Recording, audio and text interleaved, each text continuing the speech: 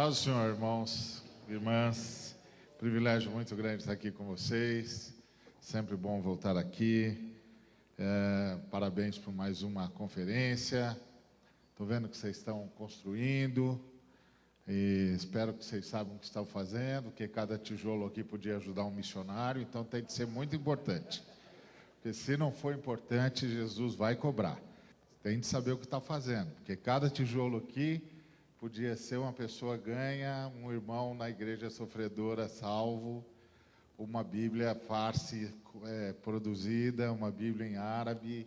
Então tem de saber o que está fazendo quando constrói templo. Ah, está tirando peso. Está vendo? Isso é importante, está vendo? Então tá bom, tá vendo? É isso que eu falo. Tem que saber o que está fazendo. Então está fazendo certo, então tá bom. Cadê o pedestal, meu irmão? Que eu não consigo fazer igual o Aguinaldo. O Aguinaldo é melhor que eu, ele consegue ficar segurando o microfone. Obrigado, querido. Mas é isso que é importante.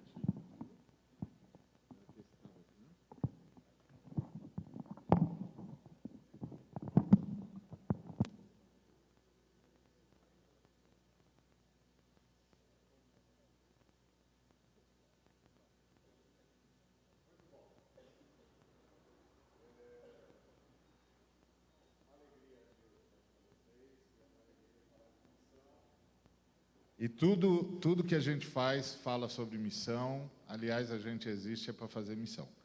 Por isso que eu falei, tem de saber tudo que está fazendo, porque a gente vai ter de justificar para o Senhor porque que a gente usou o dinheiro aqui e não usou em missão. Aí tem uma boa justificativa, porque ia cair. Essa é uma boa justificativa. Né? Vocês não fiquem bravos comigo não, viu, irmão? Mas nós estamos num país onde não dá mais para pregar o Evangelho, porque os irmãos não aguentam mais da Bíblia. Tudo que você fala, o irmão fala, mas a gente não pensa assim. Nós somos comprados, irmão. Aqui todos nós pertencemos a Jesus Cristo.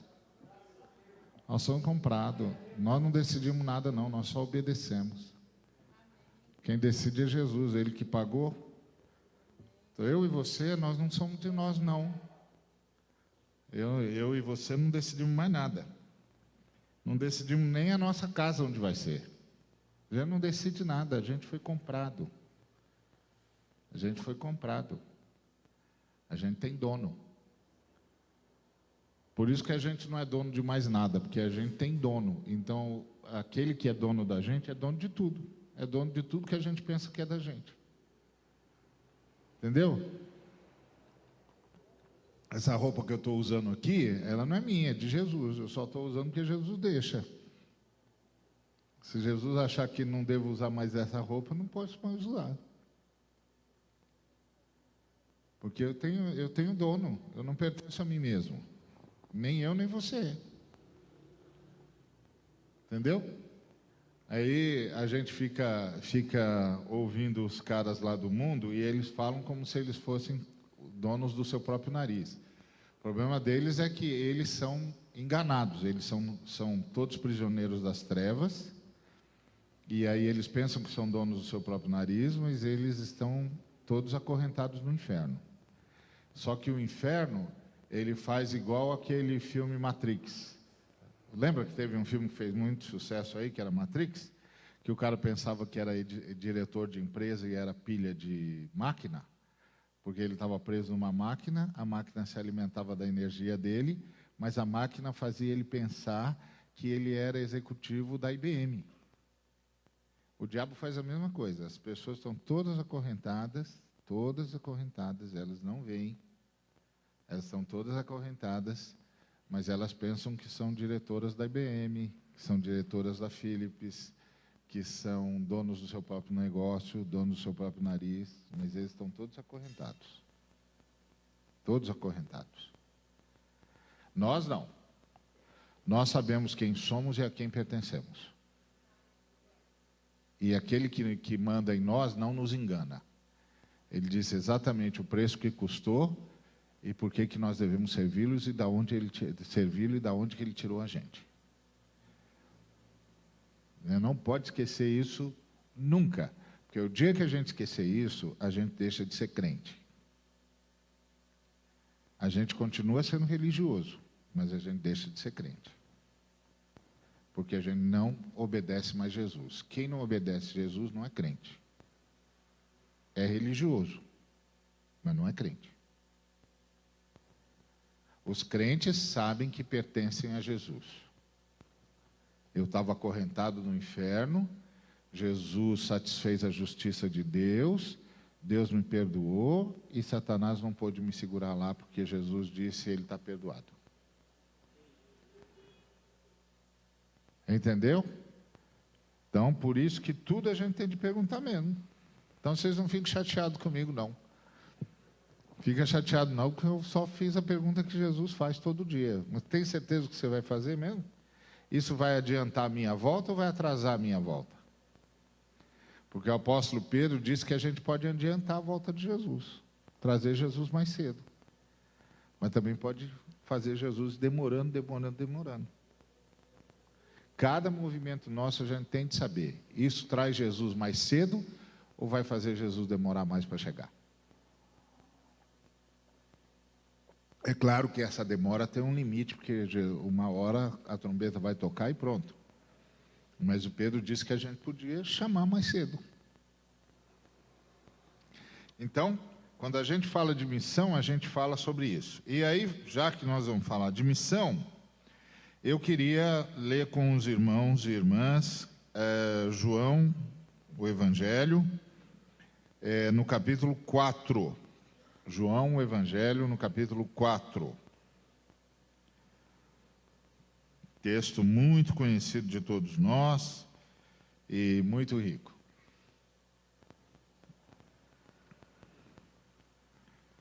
Quando, pois, o Senhor veio a saber, versículo 1, tá? Quando, pois, o Senhor veio a saber que os fariseus tinham ouvido dizer que ele, Jesus, fazia e batizava mais discípulos que João, se bem que Jesus mesmo não batizava e sim os seus discípulos, deixou a Judéia, retirando-se outra vez para a Galiléia. E era-lhe necessário atravessar a província de Samaria. Chegou, pois, a uma cidade samaritana chamada Sicar, perto das terras que Jacó dera a seu filho José. Estava ali a fonte de Jacó, cansado da viagem, assentara-se Jesus junto à fonte por volta da hora sexta. Nisto veio uma mulher samaritana tirar água. Disse-lhe Jesus, dá-me de beber, pois seus discípulos tinham ido à cidade para comprar alimentos. Então, lhe disse a mulher samaritana, como sendo tu judeu, pedes de beber a mim que sou mulher samaritana, porque os judeus não se dão com os samaritanos. Replicou-lhe Jesus, se conheceras o dom de Deus, e quem é o que te pede, dá-me de beber, tu lhe pedirias e ele te daria água viva. Respondeu-lhe ela, Senhor, tu não tens com que atirar, e o poço é fundo. Onde, pois, tens água viva? És tu, porventura, maior do que Jacó, nosso pai, que nos deu o poço, do qual ele mesmo bebeu, e, bem assim, seus filhos e seu gado? Afirmou-lhe Jesus, quem beber dessa água tornará a ter sede. Aquele, porém, que beber da água que eu lhe der, nunca mais terá sede. Pelo contrário, a água que eu lhe der será nele uma fonte a jorrar para a vida eterna. Disse-lhe a mulher, Senhor, dá-me dessa água, para que eu não mais tenha sede, nem precise vir aqui buscá-la. Disse-lhe Jesus, vai, chama teu marido e vem cá. Ao que lhe respondeu a mulher, não tenho marido. Replicou-lhe Jesus, bem disseste, não tenho marido, porque 5 maridos já tiveste. E esse que agora tens, não é teu marido. Isso disseste com verdade. Senhor, disse a mulher, vejo que tu és profeta. Nossos pais adoravam nesse monte. Vós, entretanto, dizeis que em Jerusalém é o lugar onde se deve adorar. Disse-lhe Jesus, mulher, podes crer-me que a hora vem, quando nem neste monte, nem em Jerusalém adorareis o Pai. Vós adorais o que não conheceis. Nós adoramos o que conhecemos, porque a salvação vem dos judeus. Mas vem a hora, e já chegou, em que os verdadeiros adoradores adorarão o Pai em espírito e em verdade, porque são estes que o Pai procura para os seus adoradores. Deus é espírito, e importa que seus adoradores o adorem em espírito e em verdade. Eu sei, respondeu a mulher, que há de vir o Messias, chamado Cristo. Quando ele vier, nos anunciará todas as coisas. Disse-lhe Jesus, eu o sou, eu que falo contigo. Nesse ponto, chegaram seus discípulos e se admiraram de que estivesse falando com uma mulher. Todavia, nenhum lhe disse que perguntas ou por que falas com ela. Quanto à mulher, deixou o seu cântaro e foi à cidade e disse àqueles homens, vinde comigo e veja um homem que me disse tudo quanto tenho feito. Será este, porventura, o Cristo? Saíram, pois, da cidade e vieram ter com ele. Nesse ínterim, os discípulos lhe rogavam, dizendo, mestre, come. Mas ele lhes disse, uma comida tenho para comer que vós não conheceis. Diziam, então, os discípulos uns aos outros, teria, porventura, alguém trazido o que comer? Disse-lhe Jesus, a minha comida consiste em fazer a vontade daquele que me enviou a realizar a sua obra. Não dizeis vós que ainda há 4 meses até a ceifa? Eu, porém, vos digo, erguei os olhos e vede os campos, pois já branquejam para a ceifa. Obrigado, Jesus, por tudo que o Senhor já falou. E nós rogamos, Pai, que fales ainda mais pelo Teu Espírito. Em nome de Cristo Jesus. Amém. Bom, Jesus era um estrategista. Ele viu que os fariseus estavam ficando muito incomodados com ele. E ele foi embora. Falou, vamos mudar de ares, porque a coisa aqui está ficando pesada. Os fariseus estão muito incomodados comigo. Eles estão achando que eu estou batizando gente demais, que eu tenho seguidor demais. Então, vamos mudar daqui. Porque Jesus era um estrategista. Jesus não tinha a fé que a gente tem, não. Em compensação, a gente também não tem a fé que Jesus tinha. Isso é diferente. A nossa fé é muito diferente da fé de Jesus, mas é muito. Aliás, a fé que a gente tem, Jesus nem imagina que possa ter. Ele não passou pela cabeça dele. Por exemplo, vou dar um exemplo para você de como é diferente a fé que a gente tem hoje e a fé no tempo de Jesus. Vamos imaginar José, o pai adotivo de Jesus, quando o anjo Gabriel chegou para ele em sonho e disse assim, olha, Zé, pega a sua esposa, pega a criança e foge para o Egito. Foge para o Egito, porque Herodes vai procurar a criança para matar. Se o José tivesse a fé de hoje, ele ia dizer assim para o anjo, não, senhor, eu sou cabeça, não sou cauda. Eu não fujo de jeito nenhum. O que você está pensando o quê?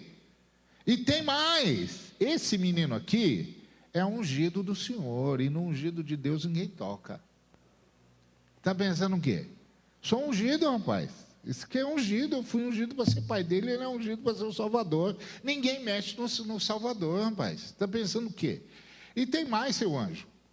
O senhor, em vez de vir aqui falar para mim que eu tinha de fugir, o senhor tinha de trazer essa anjarada que está de férias aí, bota esse pessoal aqui de espada desembainhada na porta da minha casa. Não quero Herodes passando a 2 quilômetros da minha casa. Está vendo? Essa é a fé de hoje. Essa é a fé de hoje. Não é a fé que obedece a Jesus, é a fé que diz para Jesus o que ele tem de fazer. Essa é a fé de hoje. Não, Deus vai fazer. Escuta, irmão, mas Deus não disse que... Não, Deus vai fazer, eu estou te falando, você tem que ter fé.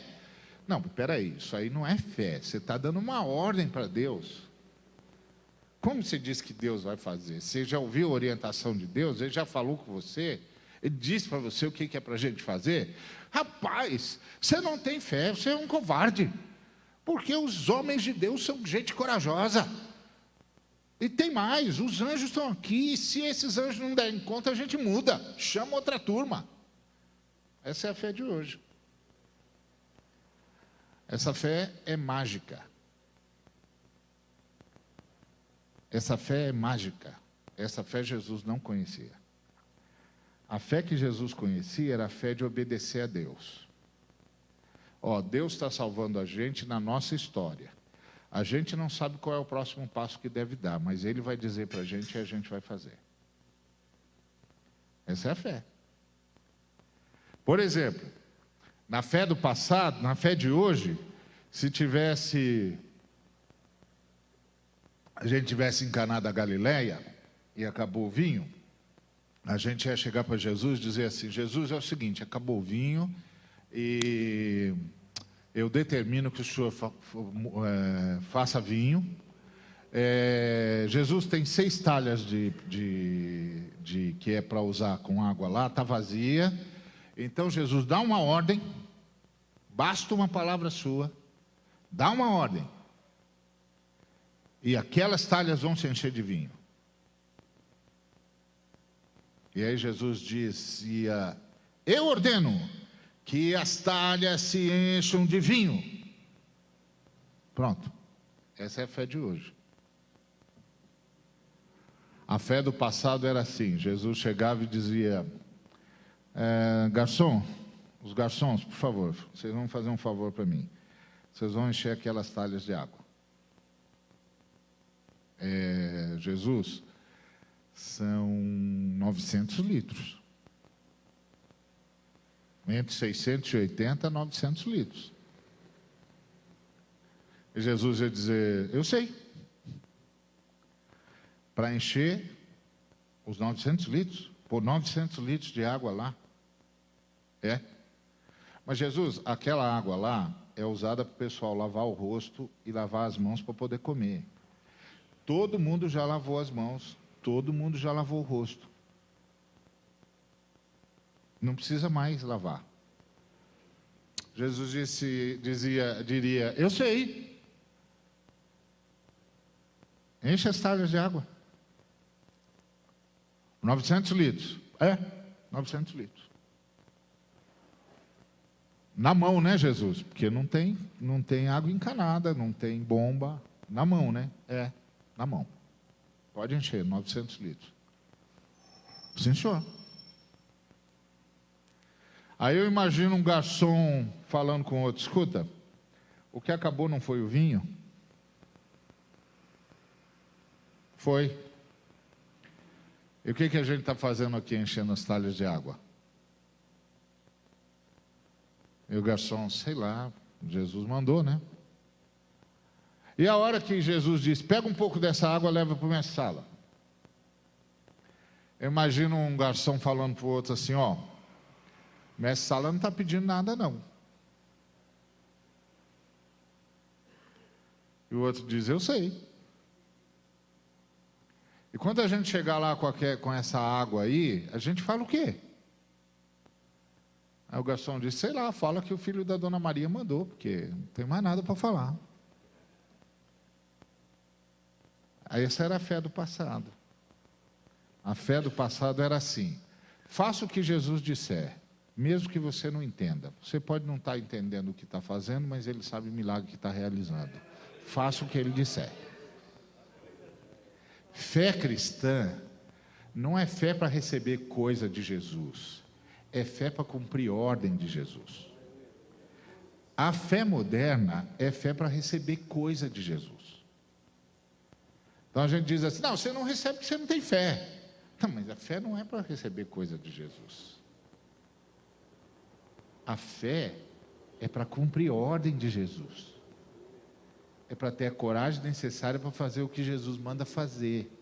É para ter a perseverança necessária para fazer o que Jesus manda fazer. É para ter a capacidade de superar o sofrimento e fazer o que Jesus manda fazer. É para isso que é a fé cristã. A fé cristã não é mágica, não é varinha de condão, não. Então, a fé que nós temos hoje, Jesus não sabe o que é. Em compensação, a fé que Jesus e o pessoal dele tinham no passado, a gente também não sabe, então empatou. Não é? Nem a gente sabe, nem Jesus sabe. Porque hoje a gente teria dado uma surra no Gabriel, o anjo. Não, senhor, não vou fugir coisa nenhuma. O que é? Sou cabeça, xará, não sou cauda, não. Mas que anjo frouxo. O que é isso? Eu queria ver, bota o seu exército aí, homem. Cadê o seu exército? Entendeu? Até porque na fé moderna a gente manda nos anjos. Na fé do passado a gente não mandava em anjo nenhum. É a conversa de Josué com o anjo que apareceu para ele antes dele vencer Jericó. Ele chegou lá, o anjo estava na frente dele com a espada desembainhada. E ele disse: você é dos nossos ou dos nossos inimigos? E aí o anjo deu a pior de todas as respostas. Ele disse: não. Não o quê? Não o quê? Não dos nossos, não deles, não o quê? O anjo disse: não, eu sou o capitão dos exércitos do Senhor. Não é você que me pergunta de que lado que eu estou. Eu que estou te perguntando, você está de que lado? Porque eu não sei se você percebeu o detalhe, mas eu estou com a espada desembainhada. Então diga de que lado você é. Porque se você é do Senhor, eu tenho algo para te dizer. Se você não é do Senhor, você vai ficar aqui mesmo.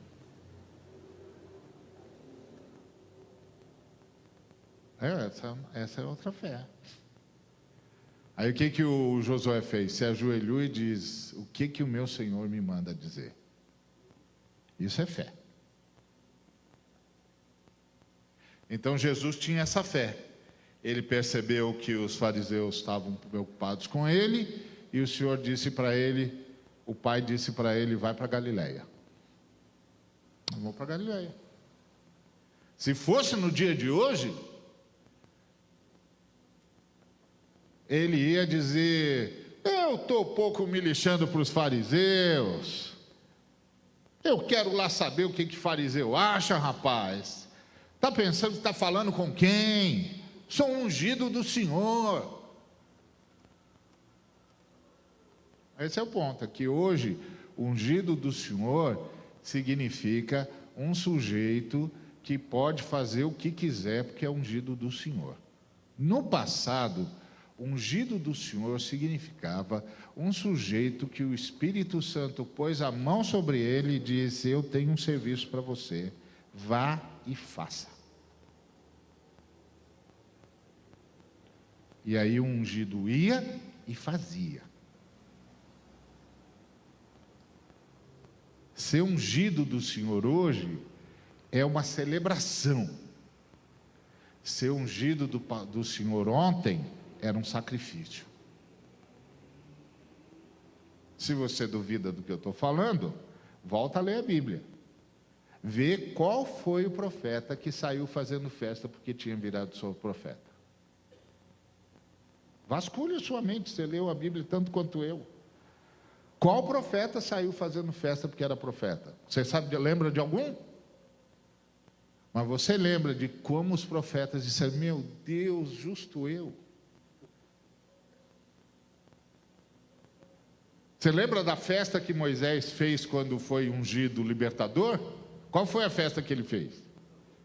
Diz: não, pelo amor de Deus, eu não, manda outro. Eu não, isso aqui, o senhor me desculpa, mas isso aqui é peso demais. E Jeremias? Jeremias disse: o senhor me seduziu. O senhor me seduziu, o senhor me disse para vir, olha aqui essa loucura. Os caras só me perseguem, me jogam no calabouço. E o senhor disse: eu estou aqui apanhando por sua causa. Cadê os ungidos que apanham por causa do Senhor hoje? Os ungidos de hoje ganham dinheiro às custas do Senhor, compra carro importado às custas do Senhor, muda para mansão às custas do Senhor. Porque eles são os ungidos do Senhor, eles têm mais cara de ungido de Satanás. Porque o ungido do Senhor eram os caras que perdiam tudo. Jesus chegava para o cara, o Espírito Santo chegava para o cara e dizia: olha, você estava querendo construir uma casa, né? Estava, não vai mais. Estava querendo trocar de carro, né? Tava, não vai mais. Estava querendo viajar, né? Eu estava, senhor, aqui com uns planos, não vai mais. Por quê? Eu tenho um trabalho para você. Você perdeu tudo. Senhor, tudo. Você perdeu tudo. Você não tem mais nada. Agora você só tem a mim. Você vai fazer o que eu disser. Eu tenho um plano e eu escolhi você. Então Jesus era dessa turma. Jesus era dessa turma. Essa turma que dizia: perdi tudo. Perdi tudo. Eu não tenho mais nada. Agora eu só vou ter o que Jesus disser que eu posso ter, só vou comer a comida que Ele disser que eu posso comer. Uns caras, Deus disse assim: é o seguinte, você vai comer gafanhoto e mel silvestre. Mas não tem mais nada na culinária aí. Os anjos, mestre Cuca, não sabem fazer mais nada. Não, é só gafanhoto e mel silvestre mesmo. Para outro, o senhor disse: eu vou mandar uma carne para você. Ah, legal, obrigado. Aí chega uma carne. Quem é que está trazendo? Corvo. Espera aí, senhor. O senhor está brincando comigo, né? Não. É só comida, pode comer. Senhor, dá licença, deixa eu explicar para o senhor. Os corvos, eles são aves de rapina. Eles só pegam carne de animal morto no meio do caminho. Aí Deus diz para o profeta: bom, deixa eu explicar uma coisa para você. Eu criei o corvo, eu sei o que ele faz. Então, o senhor sabe, eu sei, e o corvo está aqui com a carne. O que eu faço? Come. Fui eu que mandei. Mas o senhor não podia mandar pomba, águia, gavião, sei lá, está cheio de pássaro. O senhor criou um montão de pássaro. Não, filho, é o corvo mesmo. Pode comer, a carne é boa. Isso era o ungido do Senhor no passado. Está vendo? Mudou muita coisa. Mudou muita coisa. Então Jesus era dessa turma. Ele recebia uma ordem do pai e dizia: nós vamos embora. Por quê? Coisa está ficando boa aqui. O pai disse que é para ir embora para Galiléia, nós vamos para Galiléia. Por causa do quê? Por causa dos fariseus. Mas senhor, justo senhor, com problema com fariseu. O pai disse para ir embora. Então o que nós vamos fazer? Vamos embora. Falou para ir embora. Falou para ir para Galiléia. Nós vamos para Galiléia. Ah, tá. Então tá bom, então vamos. Ah, sim, mas é o seguinte, nós vamos passar por Samaria. Ah, mas o senhor está brincando comigo. Samaria é perigoso, pai. Mas Jesus, Samaria é perigoso. Mas o pai disse que tem uma agenda para mim lá em Samaria, lá na cidade de Sicar, lá no poço de Jacó, e eu tenho de ir para lá. Jesus, no meio dos samaritanos, então o senhor sai dos fariseus e vai para os samaritanos? Ou seja, o senhor é daquele tipo que tanto faz saltar quanto pular, né? Que o senhor sai do fogo e cai na panela fervendo? Que é isso? O senhor falou: não, os fariseus estão aqui incomodados, nós vamos sair. Vamos para onde? Vamos para Samaria. Mas senhor, a gente sai dos bandidos e vai para os assassinos? Por quê? O pai mandou. Eu tenho uma agenda lá em Sicar, eu vou lá. Aí ele foi lá para um lugar histórico, igual o Aguinaldo falou. Chegou lá no lugar onde Hadassa, Esther e Hadish, né, que eles chamam, em Farsi. É bem parecido com o hebraico, né? E fez aquela obra em nome do Senhor e fez com que Amã fosse condenado e o povo de Israel superasse aquela calúnia toda, enfim, aquela armação toda de Satanás. Então, Jesus foi para um lugar histórico. O Poço de Jacó é um lugar histórico, igual aquele lugar que o Agnaldo foi, igualzinho, histórico. Era o Poço de Jacó. Jacó tinha dado para José, um poço miraculoso, jorrando água no deserto. Água lá no fundo, mas era água. Água no deserto, meu amigo, vale mais do que petróleo. Água no deserto é o que há. Porque 5 dias sem água, vai dessa para melhor. Não tem saída. A gente pode ficar até 40, 50 dias sem comer. Sem beber água, 5 dias. Tchau. Vai dessa para a eternidade. Pelo menos foi a informação que eu tive. Se tiver aí alguém da área de saúde que sabe melhor do que eu isso aí, por favor, me corrija, mas foi a informação que eu tive. Bom, aí Jesus está lá sozinho, ainda manda os discípulos irem buscar comida e fica sozinho. Aí chega uma mulher, que era uma mulher que tinha um problema com a comunidade, porque ela chegou na hora do almoço, vê se pode ir buscar água no deserto na hora do almoço. O sol na hora do almoço, meu amigo, ninguém aguenta. Ela foi na pior hora possível. E o fato dela ter ido na pior hora possível é porque ela tinha algum problema com a comunidade dela, que ela não podia mais andar com as outras mulheres, porque as outras mulheres iam de manhã bem cedinho, né, para buscar água. É o que não faz sentido, né? Aí ela chega lá, está lá com o cântaro dela, vai puxar água, Jesus se aproxima e diz, mulher, me dá de beber. Ela leva um susto, primeiro porque ela é uma mulher, está sozinha, ele é um homem, está sozinho, ela é samaritana e ele é judeu. Qual é a intenção desse moço? Ela diz, não, peraí, por que o senhor está falando comigo? O senhor é judeu, eu sou samaritana, por que o senhor está falando comigo? Aí Jesus disse, olha moça, se você soubesse o presente que Deus tem para você, e quem sou eu, ao invés de eu estar pedindo água para você, você que ia me pedir. E eu ia dar para você um rio de águas correntes, porque é isso que significava água viva na língua deles. Significava água corrente, igual os rios que nós temos no Brasil. Que no Brasil a gente tem rio de água corrente que é corredeira para tudo quanto é lado. Esse país é uma bênção, não é? A água aqui é o que há. Eu ouvi dizer que a gente tem quase 1/3 dos mananciais de água potável do planeta. Então é água que não acaba mais. E aí Jesus disse, eu tenho um rio de água corrente. Ela falou, não é possível. Não é possível, a menos que o senhor seja maior do que Jacó. Porque esse poço aqui já é um milagre. Esse poço aqui já é um milagre. O senhor está me pedindo água para beber e o senhor não tem como tirar água daqui.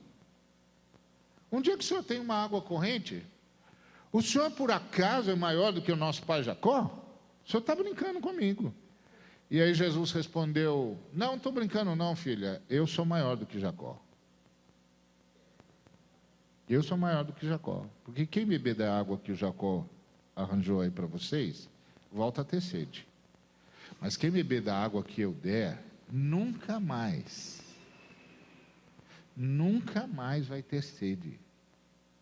Pelo contrário, a água que só eu posso dar, vai virar uma fonte dentro da pessoa. E uma fonte, minha filha, que vai durar eternamente. Sabe o que é eternamente? Você não sabe, né? Ninguém sabe, só Deus sabe o que é eternamente. Pois é, uma medida que só Deus conhece. Eternamente. Aí a moça falou, então me dá dessa água. Que aí eu nem preciso vir aqui e nunca mais vou ter sede. Ela deu uma fechada em Jesus, era uma mulher espertíssima, muito inteligente. Jesus disse, então tá bom, vai buscar o seu marido. Por que ele falou vai buscar o seu marido? Porque ele está falando de coisas espirituais. E naquela época, só os homens podiam ter exposição da palavra. As mulheres ouviam dos maridos. Os maridos é que recebiam a palavra e podiam expor a palavra. Então ele falou, né, vai buscar o seu marido então, que eu falo para você sobre a água viva. Aí ela disse, eu não tenho marido não. Se o senhor quiser falar, tem de falar comigo mesmo. Eu não tenho marido, não tenho ninguém para buscar. E aí a hora que ela está esperando que ele vai dizer, tá bom, então esquece, ou tá bom, eu falo para você, ele surpreende ainda mais essa moça, porque ele está surpreendendo o tempo todo, né? Falando de água viva, falando de água que jorra para a eternidade e tal. Aí ele surpreende ainda mais, ele diz, ó, pelo menos você é honesta, hein? Você é verdadeira. Porque você já teve 5 maridos e você está certa. Esse aí que você tem não é seu marido, não. Aí ela diz, opa, o senhor é profeta, hein? Aí muda de assunto. Aí começa a dizer, bom, então, os nossos pais adoravam nesse monte, que é o Monte Gerizim, porque quando Israel se dividiu, vocês sabem, Israel se dividiu em 2 nações. A Judéia no sul, Israel no norte. Aí a capital do norte era Samaria, a capital do sul, da Judéia, era Jerusalém. O templo estava em Jerusalém. Aí os reis do reino do norte, de Israel, não queriam que o povo ficasse indo para Jerusalém, porque fica atravessando fronteira, né? Então o que eles fizeram? Eles reuniram os seus sábios lá, e lá no Monte Gerizim eles fizeram um altar igual ao altar de Jerusalém. Então os de Israel, do norte, ao invés de ir lá em Jerusalém oferecer culto ao Senhor, eles faziam no Monte Gerizim. Aí ela começou a falar, pois é, os nossos pais adoravam aqui nesse monte, o Monte Gerizim, vocês dizem que a gente tem de adorar em Jerusalém. Aí Jesus parece que entrou na conversa dela e disse, pois vai chegar a hora, e já chegou, que vocês não vão adorar nem aqui, nem em Jerusalém. O lugar certo é Jerusalém, que a salvação vem dos judeus, a gente adora o que conhece, vocês adoram o que não conhece, mas vem a hora, e já chegou, em que os verdadeiros adoradores do Pai adorarão o Pai em espírito e em verdade, porque Deus é espírito e importa que os seus adoradores o adorem em espírito e em verdade, e são esses que o Pai procura para os seus adoradores. Então parece que Jesus entrou na conversa da moça. E eles mudaram de assunto. Mas será que eles mudaram mesmo?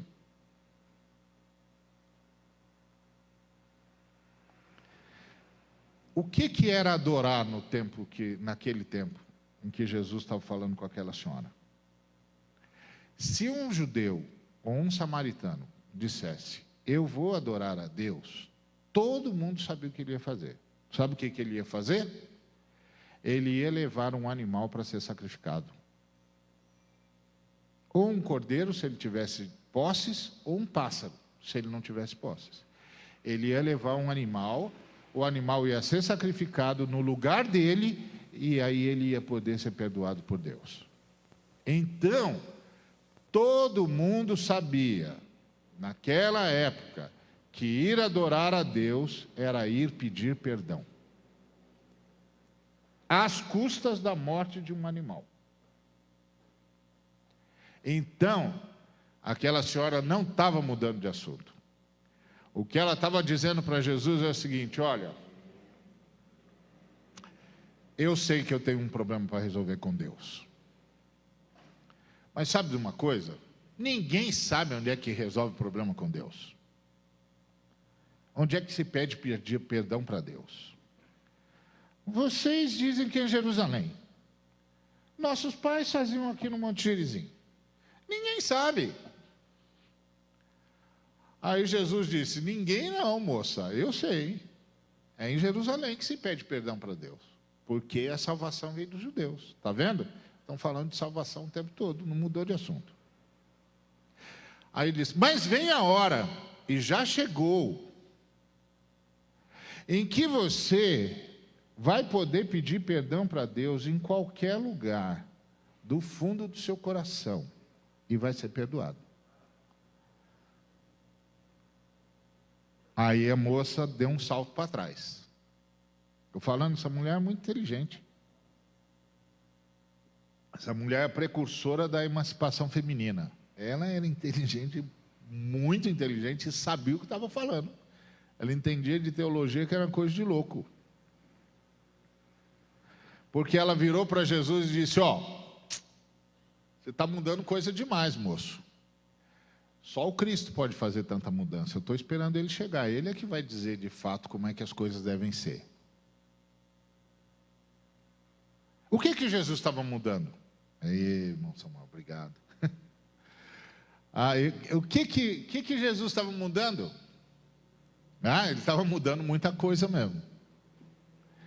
Porque a pergunta natural, quando Jesus disse: ó, vem a hora, e já chegou, em que os verdadeiros adoradores do Pai o adorarão em espírito e em verdade, ou seja, que quem precisar pedir perdão a Deus, vai poder pedir perdão a Deus em qualquer lugar do fundo do seu coração. Quando Jesus disse isso, a primeira pergunta a ser feita para Jesus é: e o templo? Não precisa mais do templo? Aí a resposta de Jesus ia ser: o templo agora é você. Onde você estiver, você acerta as contas com o Pai na hora. Você não precisa dormir mais com pecado, não. Resolve na hora. Aí tem uma segunda pergunta: e o sacrifício? Quem vai ser sacrificado no meu lugar? E a resposta de Jesus seria: eu. Eu vou me sacrificar no seu lugar. E o meu sacrifício vai ser tão poderoso que nenhum outro sacrifício vai precisar ser feito. E aí, você vai poder pedir perdão para Deus em qualquer lugar, a qualquer hora, do fundo do seu coração, e você vai ser perdoado. Você não vai precisar dormir com pecado. Porque o judeu tinha de dormir com pecado, porque ele só ia poder ir no sábado resolver isso. Você não vai precisar mais dormir com pecado. Você resolve na hora você é perdoada e na hora você é restaurada. Aí ela disse: ó, isso é muita mudança. O senhor vai me desculpar. O senhor é um profeta, acertou tudo, estou impressionado, mas isso é mudança demais. Só o Cristo tem autoridade para mudar tudo isso. Eu vou esperar por ele. Aí ele disse: essa menina é muito esperta mesmo. É verdade, só o Cristo tem mesmo autoridade para mudar todas essas coisas. Só tem um detalhe, minha filha: eu sou o Cristo. Eu que estou falando com você, eu sou o Cristo. Eu vim para mudar todas as coisas. Então, quando a gente fala de missão, a gente fala de anunciar para todo mundo que há perdão para todos os seres humanos. Agora, é interessante que Jesus chamava o pedir perdão de adoração. Falei para vocês que mudou um montão de coisa? Não é só a fé que mudou, a adoração também mudou. Porque quando a gente fala hoje, vamos adorar a Deus, todo mundo pensa em música. É ou não é? Pessoal, vamos adorar a Deus. Você já sabe. Ou nós vamos cantar um hino, ou o grupo o coral vai cantar, ou o grupo de louvor vai nos dirigir nos louvores. A gente vai adorar a Deus. No tempo de Jesus, adorar a Deus era ir pedir perdão. Agora, será que adorar a Deus é pedir perdão mesmo? Vamos pensar um pouquinho. Deus é maior do que a gente, tá certo? Deus é criador, a gente é criatura. Então o criador é maior que a criatura, é lógico. Sim, mas tem um outro probleminha. A gente é finito e Deus é infinito. Tá certo? E tudo que é menor que o infinito é infinitamente menor. esse é o detalhe. Me lembro que teve uma época, agora diminuiu um pouquinho, mas teve uma época que o pessoal fazia a propaganda de Satanás na igreja. E o pessoal falava de Satanás quase como se ele fosse do tamanho de Deus. E tinha um montão de gente com medo de Satanás. Hoje também tem, principalmente esses irmãos que aprenderam a determinar a Deus, dizer que o que Jesus, eu determino, eu decreto, eu isso, eu aquilo. Então ficou um problemão para os pastores que pregam essa doutrina, porque os caras não têm mais medo de Deus, porque eles mandam em Deus. Tá certo? Eu determino, eu digo, e outra coisa, pai, se o senhor não fizer, eu rasgo a Bíblia, e pá. Bom, então você está mandando em Deus, tá certo? Então você está mandando em Deus, você não tem mais temor de Deus, você não tem mais medo de Deus. Mas aí o pastor precisa que o cara contribua mais, precisa que o cara doe casa, doe carro, doe tudo, mas ele não tem mais medo de Deus, ele não tem mais respeito por Deus, porque o que nós temos por Deus não é pavor de Deus, é respeito por Deus. Ele não tem mais, ele manda em Deus. O cara que determina, cara que decreta, cara que diz, não, eu vou fazer, Deus tem de fazer, Deus tem de fazer. Prometeu, vai fazer. Estou fazendo campanha, Deus tem de fazer. Está cheio de pastor ensinando isso aí. Aí qual o problema que cria isso para o pastor? Qual? Que o povo não respeita mais Deus. Claro, você manda em Deus, vai respeitar Deus, por quê? Deus é meu servo, tá certo? Eu determino, eu decreto, eu faço campanha, Deus tem de fazer, eu transformo as promessas de Deus em nota promissória, tá certo? Aqui, ó, só assinou a nota promissória aqui, ó. E aí como é que você faz para o povo, então, fazer o que você precisa que o povo faz? Você faz o povo ficar com medo do diabo. Você começa a dizer, ó, a brecha, hein? Ó, não fizer... Dá brecha para o diabo entra na tua casa e acaba com tudo. Ó, você está dando direito legal para o Satanás, hein? Está dando direito legal para o Satanás. Cuidado, hein? Que direito legal para Satanás, ô Zé? Jesus Cristo satisfez a justiça eterna, o princípio de justiça da Trindade. Que direito legal, você bebeu? Nem lê a Bíblia mais, né? Não lê, para dizer uma bobagem dessa, não lê mesmo, nem sabe do que está falando. Mas precisa pôr medo do diabo, porque senão o povo não faz o que eu mando, porque eles não respeitam mais Deus, tem de respeitar alguém. Está vendo? É o que eu falo, mudou um montão de coisa. Xiii, mas mudou coisa que só Jesus na causa, viu? Só Jesus na causa. Agora está cheio de crente com medo do diabo. Porque não pode dar brecha, hein, irmão. Dá brecha. Que brecha, irmão? Onde é que está escrito isso na Bíblia de brecha?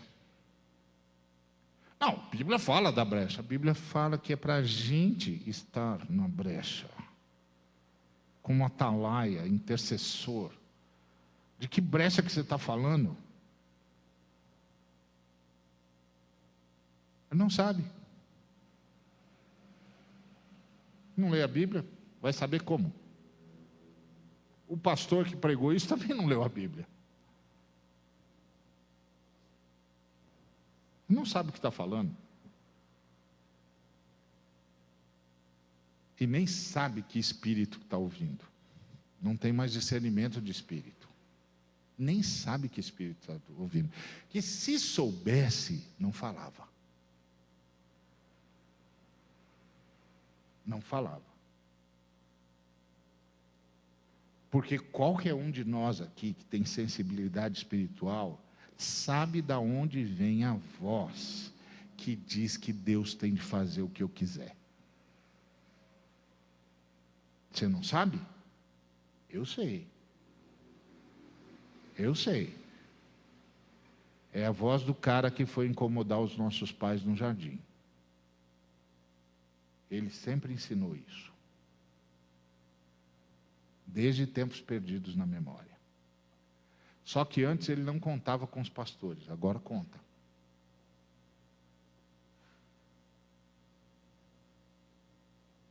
Aí o que nós fazemos, então? Fazemos o povo ter medo do diabo.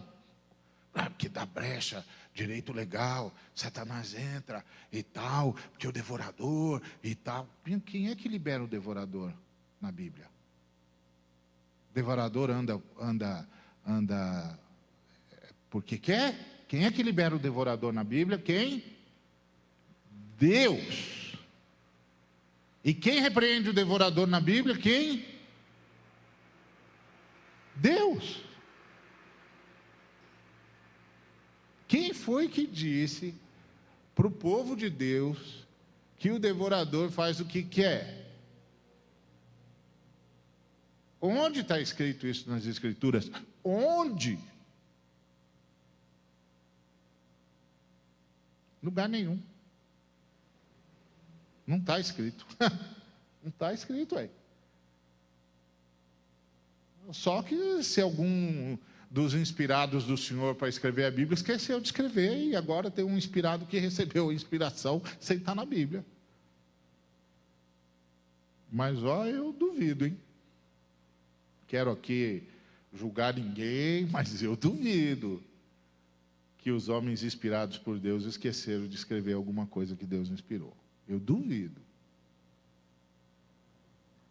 Então eu tenho mais a tendência de achar que esse povo está inventando. E se está inventando com segundas intenções. Porque não está na Bíblia.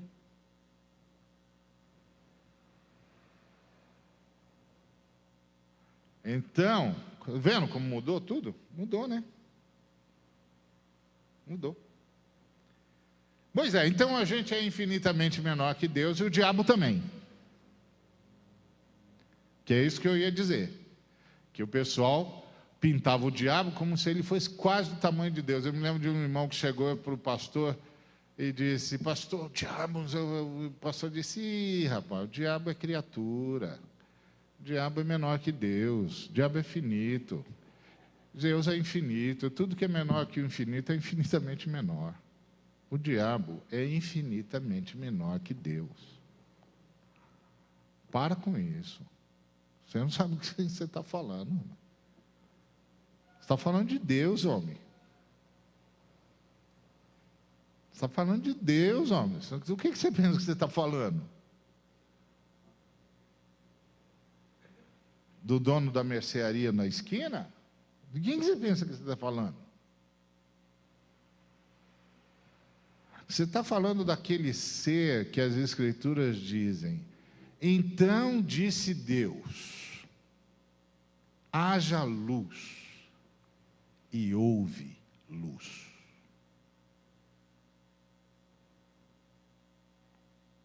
É desse ser que você está falando. Você não chega para ele e diz: ó, é o seguinte não. Não é o seguinte não. De joelhos, moço, de joelhos. Com Deus a gente só fala de joelhos. De joelhos, moço. Ninguém fica em pé diante do Altíssimo. De joelhos. Ou se ajoelha, ou é lançado em terra. Pode escolher. Essa opção eu tenho, você tem. Tem duas possibilidades. Ou eu e você espontaneamente nos ajoelhamos, ou ele joga a gente na terra. Qual que você escolhe? Fica à vontade. De pé, não fica não. De pé não fica não.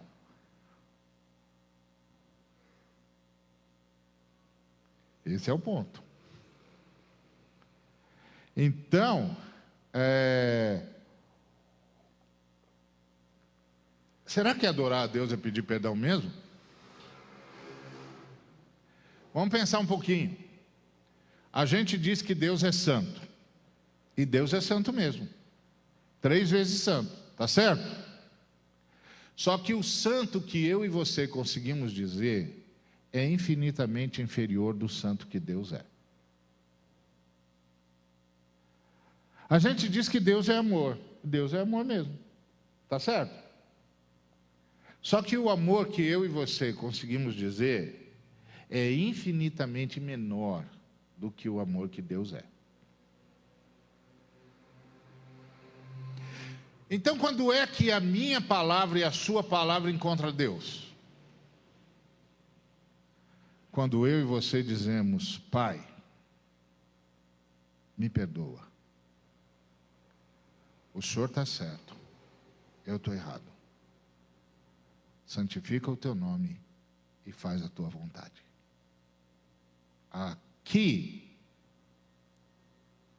eu e você adoramos a Deus. Nós o reconhecemos como a verdade do universo, o Senhor do universo, e que a vontade dele é a única coisa que no universo um ser criado tem permissão para fazer. Sabe que permissão que eu tenho de Deus para fazer? A vontade dele. Sabe o que Deus permite que eu pense? A vontade dele. Sabe o que Deus permite que eu fale? A vontade dele. Tudo mais que eu fizer que não for a vontade dele é rebelião. Ele me perdoa, mas é rebelião. Porque no universo, todas as criaturas têm autorização para fazer uma coisa só: a vontade de Deus. Deus tolera a rebelião até um determinado ponto. Porque quando João Batista começou a pregar e depois Jesus continuou, a mensagem deles foi a seguinte: vai acabar a festa. O reino de Deus é chegado. Está chegando uma nova realidade no universo, onde só a vontade de Deus será feita. E Deus, na sua graça e misericórdia, está dando a chance a todos os seres humanos para saírem do estado de rebelião e virem para o estado de adoração.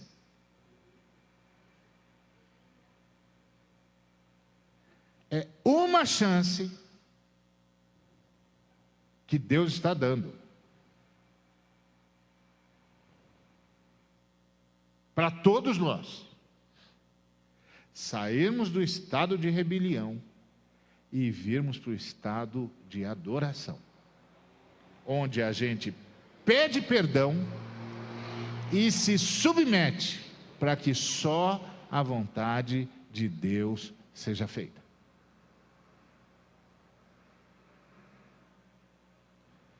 Por isso que eu fiz a brincadeira lá e o Samuel respondeu à altura. É a vontade de Deus mesmo? Ah, é, porque estava caindo. Ah, então tá. Porque se não fosse, é rebelião.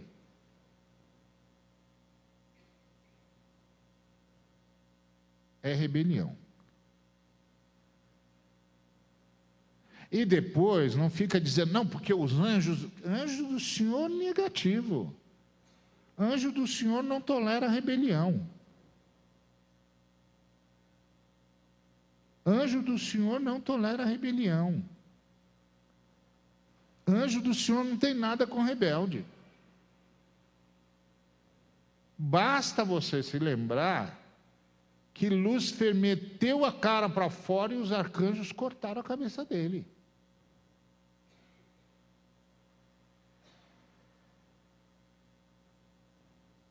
A Bíblia não diz e Deus expulsou. A Bíblia diz, Os arcanjos disseram para Satanás: você não passa.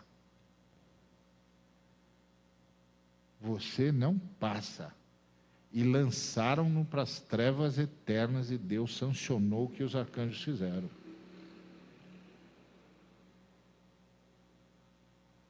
Você não passa. Você está pensando o quê? Vou subir ao monte da congregação e serei semelhante ao Altíssimo? De jeito nenhum. Você não passa. Os anjos eleitos puxaram a espada e acabaram com a festa. E o João Batista e o Senhor Jesus disseram a mesma coisa agora para nós. Ó, acabou a festa. O reino de Deus é chegado. Arrependei-vos. Do quê? De não fazer a vontade de Deus.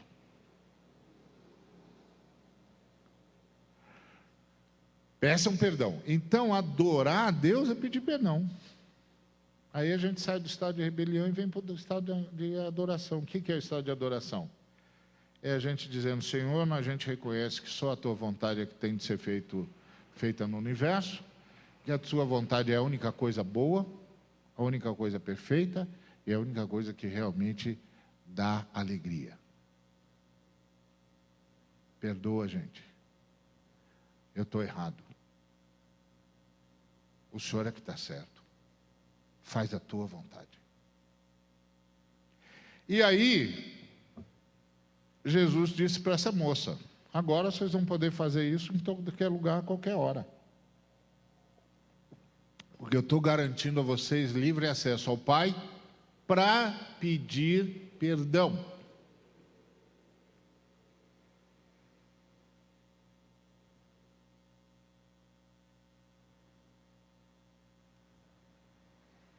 Esse é o ponto.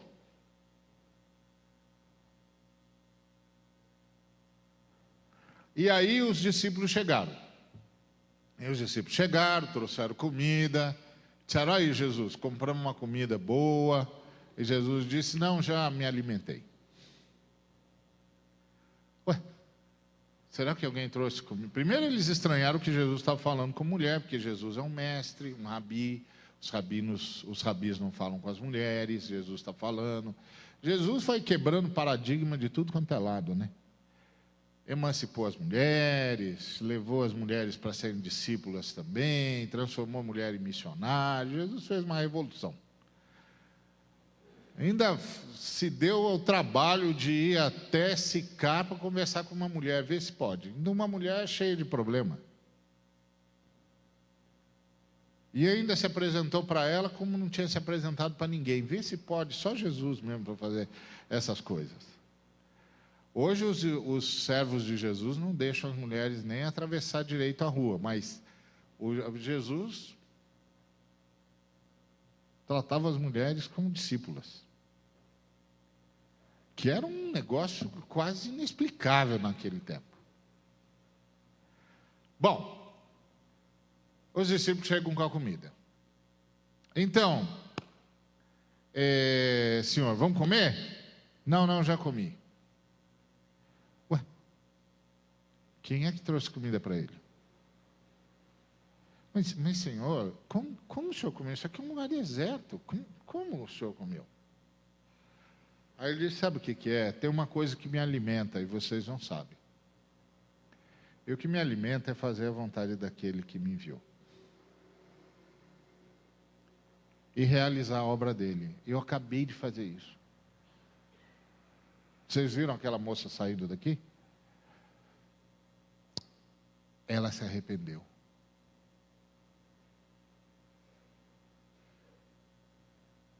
Ela se arrependeu.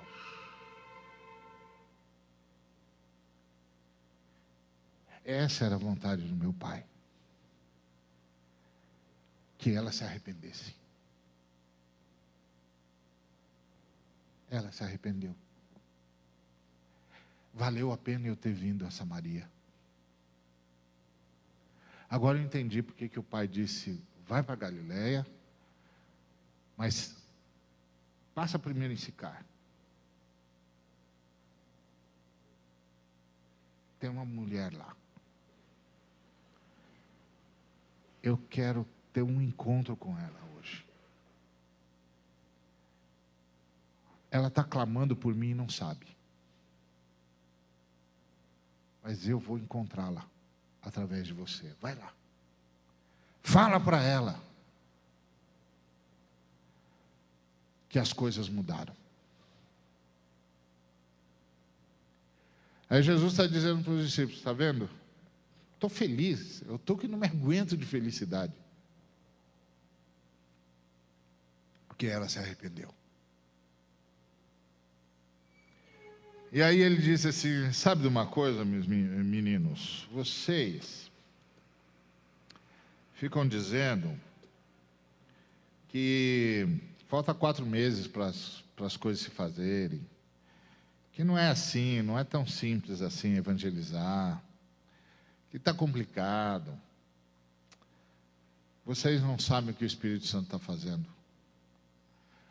Tem um montão de gente desesperado para pedir perdão para Deus, mas não sabe como.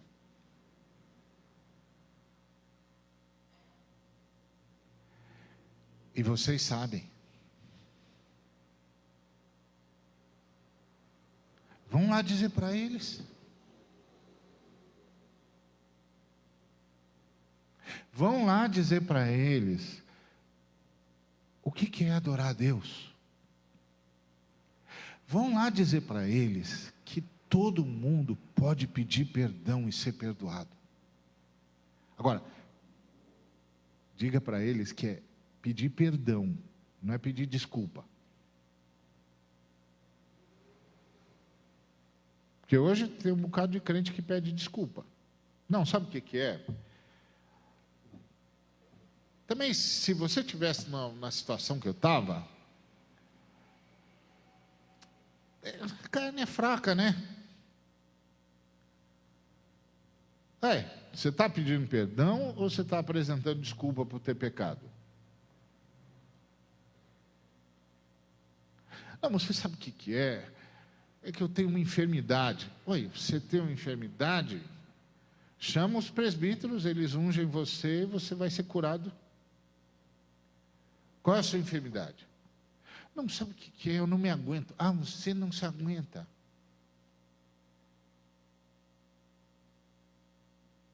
Bom, você veio aqui para pedir perdão, ou você veio aqui para apresentar as desculpas por que você peca e vai continuar pecando?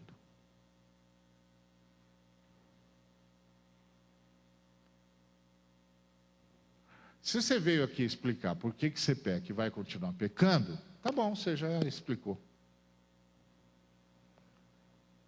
Tchau. Não, mas o senhor não vai. Não vou nada. Você só veio explicar, já entendi. Então, tchau. Então, não conto mais com você, então, né? Você está fora, né? Não, vou continuar aqui. Não vai não. Vai não. Como é que você vai continuar? Não, vou continuar aqui no meu cargo. Não, vai não. Vai não. Se eu continuar amando você é muito bem-vindo, você pode vir a hora que você quiser, a porta está aberta para você, mas você não vai continuar, não. Por que não? Porque aqui, meu filho, é lugar de gente que pede perdão, não é de gente que se desculpa por ter pecado.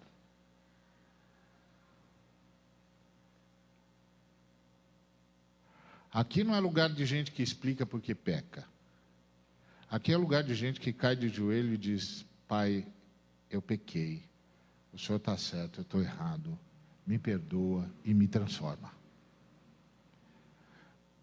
Se você veio aqui pedir perdão, tudo bem, você vai ser perdoado, está tudo resolvido, continua tudo igual. Mas se você veio aqui só explicar, está fora.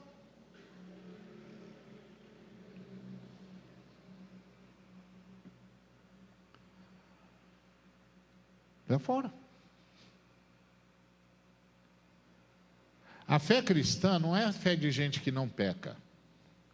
A fé cristã é fé de gente que sempre pede perdão. E de perdão em perdão é transformado em gente cada vez mais parecido com Jesus. Ou seja, gente que cada vez mais faz a vontade de Deus. E é isso que nós anunciamos quando nós anunciamos o Evangelho. E foi isso que Jesus disse para os discípulos dele: ó, os campos estão brancos para a ceifa. O que ele estava dizendo? Está cheio de gente desesperada para pedir perdão a Deus. Sabe por quê? Porque o Espírito Santo mexeu com eles. O Espírito Santo os convenceu do pecado, da justiça e do juízo. O Espírito Santo convenceu os que eles estão errados. Só que o Espírito Santo agora espera que você, como o Pedro, se desloque da casa de Simão Curtidor e vá para a casa de Cornélio, dizer para ele como é que se pede perdão e como é que se é perdoado. E por que é que a gente pode ser perdoado? Isso é fazer missão. É explicar por que a gente pode ser perdoado, e explicar por que a gente pode ser perdoado é contar a história de Jesus.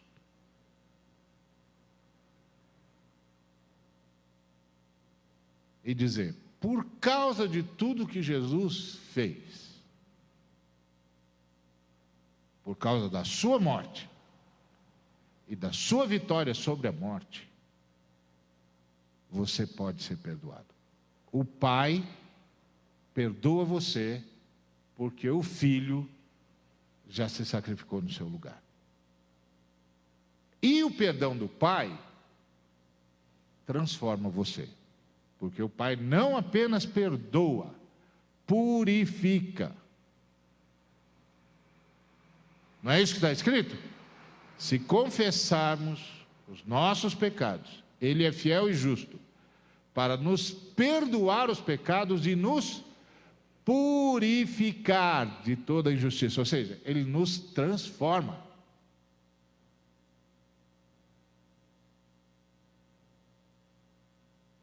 Porque também, irmãos, ser perdoado sem ser transformado é como trocar de roupa sem tomar banho. Não tem graça.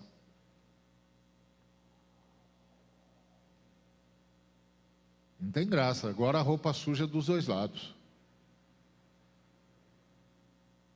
Jesus não ia fazer isso com a gente. Ele perdoa e transforma. Isso é fazer missão. E aí Jesus disse, obrigado, irmão.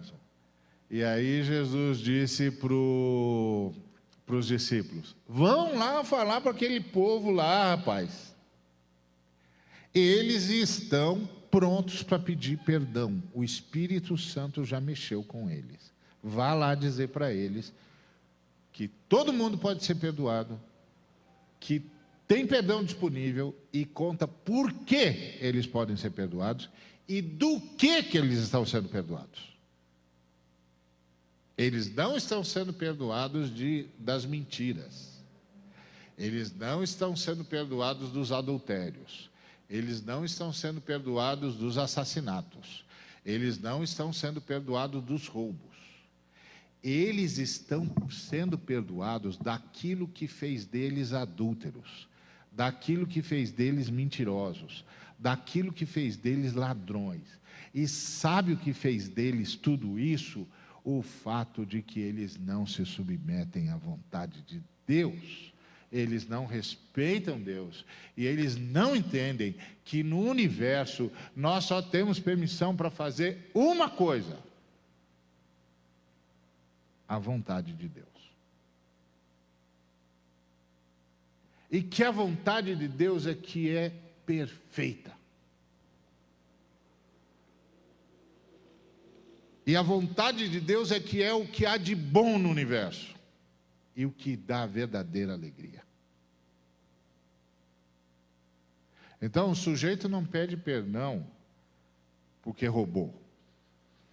Ele pede perdão por ser uma pessoa que desrespeita tanto a Deus que rouba. Que desrespeita tanto a Deus que mente.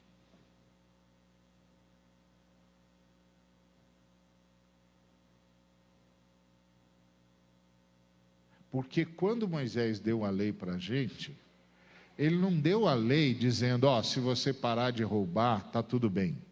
Ele deu a lei para a gente perguntar, mas por que eu roubo? E aí a lei responde, porque você não respeita Deus.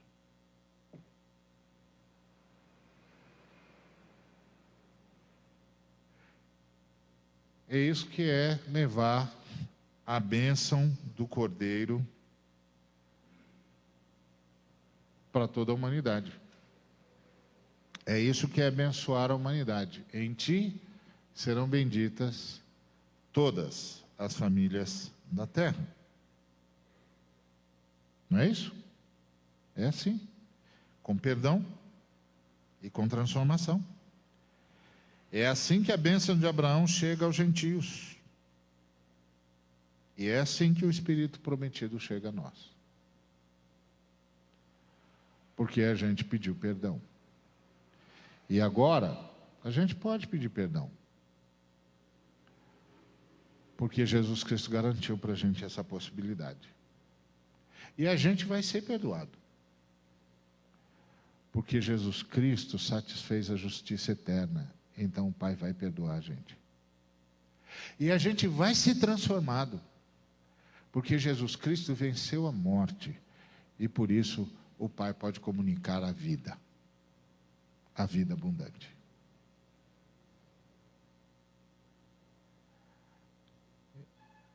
Isso é fazer missão. Esse é o chamado. E não se preocupa, o Espírito Santo já foi na nossa frente. Ele já preparou o coração de um montão de gente. Tem um montão de gente do lado de fora ali, pronto para pedir perdão. Eles só não sabem como. Mas eu sei. Você também sabe, não sabe? Então vamos lá falar, irmão. Tem nações inteiras querendo pedir perdão. Eles não sabem como. Mas eu sei. Você sabe. Vamos lá falar, ué. Famílias inteiras querendo pedir perdão. Que foi exatamente o que a moça disse para Jesus. Eu sei que eu tenho um problema para resolver com Deus. O Espírito Santo me incomoda. Ou você acha que Jesus foi a Sicar? Por quê? O Espírito que o ungiu disse, tem uma senhora lá que eu estou incomodando, mas eu estou incomodando um tanto, que ela está que não se aguenta mais, mas ela não consegue mais respeitar as autoridades religiosas do seu povo, nem dos judeus. Vai lá. Se apresenta para ela, que ela está pronta para pedir perdão. Bocado de gente aí, irmão. Bocado de gente aí, irmã, que senta do seu lado no ônibus, no banco de escola, na fábrica, no escritório, que o Espírito Santo já incomodou de um tanto que eles estão prontos para pedir perdão. Às vezes não sabem. Não sabem como. Tem tribos indígenas prontas para pedir perdão. Ronaldo Lidório chegou lá nos Cocombas, em Gana, todo mundo dizendo, esse é um povo fechado. Da noite para o dia, ele tinha uma igreja de 5.000 pessoas. Espírito Santo tinha incomodado aquele povo de um tanto, que tudo que ele fez foi dizer para o servo dele: vai lá, eu já incomodei esse povo está pronto para pedir perdão.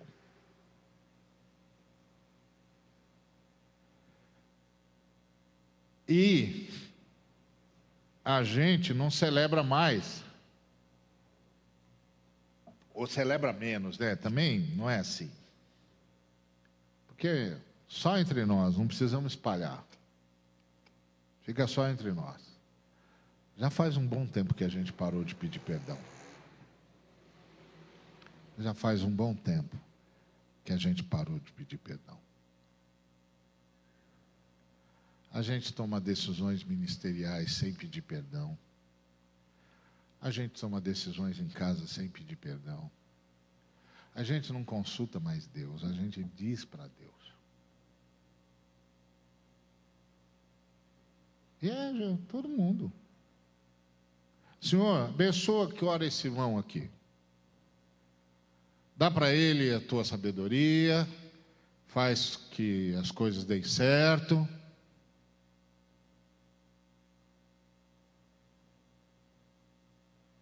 Senhor,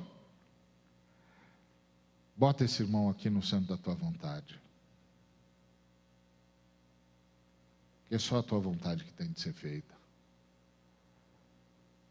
E não tem coisa melhor para esse irmão ter do que estar no centro da tua vontade. Se ele precisar de perdão agora, perdoa ele, Pai. Para que ele possa ser usado e possa falar a tua palavra. Mas nós não oramos mais assim. O irmão vai ficar até ofendido. Pastor Ariovaldo Ramos. Como é que eu vou orar pelo pastor Ariovaldo Ramos? Dizendo: Pai, perdoa-o se ele precisar ser perdoado. Pastor Ariovaldo Ramos. E o irmãozinho que acabou de chegar no reino, chamado Zé da Silva, é exatamente a mesma coisa. Homens por quem o Senhor derramou o seu sangue na cruz. E a única coisa que distingue o pastor Ariovaldo Ramos e o Zé da Silva é que o pastor Ariovaldo chegou 40 anos antes dele. Mas continua sendo aquele mesmo homem, de joelhos diante da cruz, dizendo: Pai, a cada dia, sonda-me, conhece meu coração, perscruta os meus pensamentos, vê se há em mim algum caminho mau, me perdoa, me perdoa, me perdoa, e faz só a tua vontade. Tomem cuidado com esse negócio. Está cheio de gente grande no reino de Deus. Mas no reino de Deus só tem um ser grande. E o nome dele é Jesus de Nazaré. Bendito seja o nome dele de eternidade e eternidade. Que todo joelho se dobre, a começar do nosso, no céu, na terra e debaixo da terra, e toda língua diga uma coisa só: Tu és o Senhor. Glorificado seja o teu Pai, que te fez Senhor sobre nós. Uma só coisa. Você, só somos o que somos por causa do sangue e da ressurreição. E eu e você andamos de joelhos, confessando: Jesus Cristo é o Senhor. Bendito seja o nome dele. Glorificado seja o Pai Celeste, que entregou o seu próprio Filho para ser Senhor sobre nós. Cuidado Cuidado. Esse montão de gente grande significa uma coisa só: a rebelião se instalou no nosso meio. Porque os servos de Deus não levantam a cabeça. Os servos de Deus caem de joelhos, curvam a cabeça e colocam-no na terra e dizem: bendito Senhor, que queres que nós façamos? Glorifica o teu santo nome. Bendito seja o teu nome, que nenhum outro nome seja mencionado a não ser o teu, que nenhum outro nome seja invocado a não ser o teu, que nenhum outro nome seja honrado a não ser o teu. Bendito sejas, verdadeiro Deus e verdadeiro homem, que deste a vida por nós, que o teu nome seja honrado e a tua glória reconhecida. É isso que nós somos, irmãos. Que mais que nós somos? Pelo amor de Deus, que mais que nós somos? Qualquer outro caminho além desse é o caminho de Lúcifer. E você sabe onde vai dar o caminho de Lúcifer.